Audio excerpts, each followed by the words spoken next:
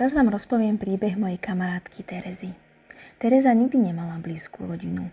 Rodičov stratila v detstve a zvyšok príbuzných bol roztrúsený po svete.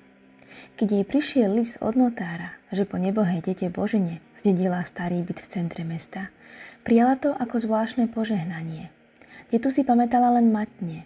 Bola to uzavretá žena, ktorá žila sama a o ktorej sa v rodine takmer nerozprávalo. A keď ju náhodou niekto aj spomenul, nebolo to moc pekné. Hovorili o nej ako o čarodejnici a nie zrovna o tej dobrej. Byt sa nachádzal v starom činžiaku z 30. rokov, uprostred uličky, ktorou denne prešli stovky ľudí, no málo kto sa skutočne pozrel na tie vysoké, tmavé okná s opadanou omietkou. Keď Tereza prvýkrát otvorila ťažké dvere, udrel ju do nosa pach starého dreva, zatuchliny, vosku a niečoho nepríjemne sladkého. Byt bol zariadený presne tak, ako ho zanechala teta. Čas sa tu zastavil. Zamatové závesy, vyšívané obrusy, staré knihy s ručne písanými poznámkami. Tereza prechádzala miestnosťami a cítila, ako sa jej koža napína. Nebolo to nepríjemné, ale niečo ju držalo v pozore. Keď vošla do spálne, niečo ju silno pritiahlo.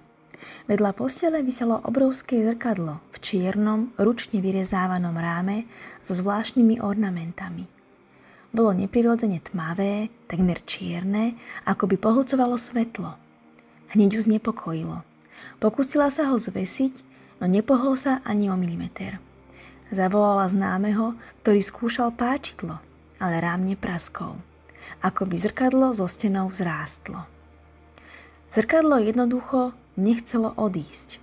Od prvej noci sa začali diať podivnosti. Tereza sa budila každú noc, presne o 3:17. Všade bolo ticho. Hrozivé, dusivé ticho.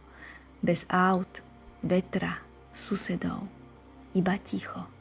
Ležala v posteli a pozorovala svoj odraz.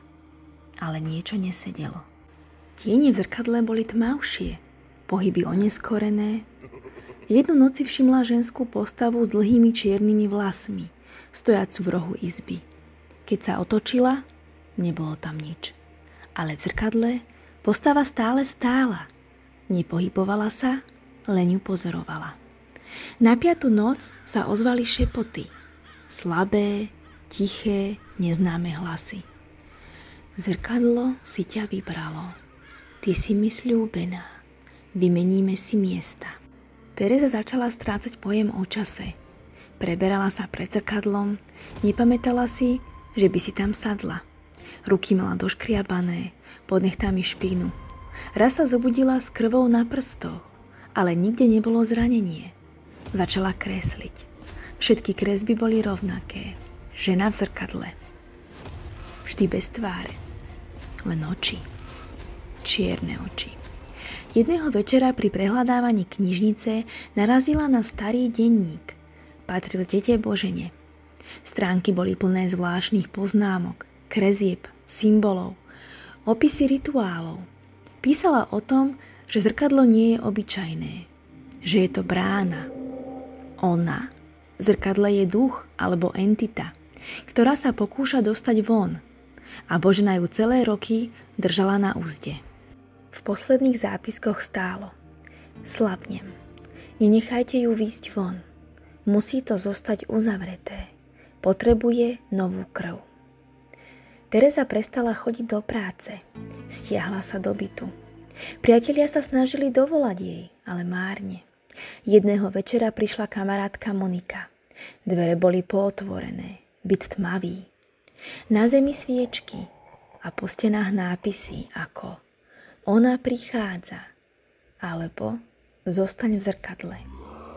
Monika ju našla, ako sedí pred zrkadlom. Oči do Korán, krv pod nechtami, pery doškriapané.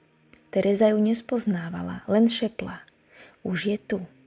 Už vie, ako vyzerať ako ja. Nasledujúce noci boli rozmazané. Tereza sa ocitla v zrkadle. Nie obrazne. Bolo to skutočné. Svet bol čierno-biely, tichý, zastavený. V izbe, ktorá vyzerala ako jej, no všetko bolo zrkadlovo prevrátené. Steny sa dvíhali do nekonečna. Čas neexistoval. A žena bola tam pri nej, usmievala sa. Tvoja teta mi slúbila telo, ale teraz mám tvoje, povedala. Tereza kričala, ale zvuk sa neozval, len ozvena v jej hlave. O týždeň neskôr sa do bytu pokúsil dostať správca. Našiel však len prázdny priestor. Nikde žiadne známky násilia. Len jedno zrkadlo. Čisté, bez prachu. Na skle boli len otlačky rúk a tie boli vnútra. Dnes tam nebýva nikto. Byt je síce na papieroch, ale nikto ho nechce. Nájomníci vydržia deň, 2. Tvrdia, že vidia tvár v zrkadle. Ale vždy, keď sa otočia, nič tam nie je. Iba keď sa dlho pozerajú, zrkadlo im začne odpovedať.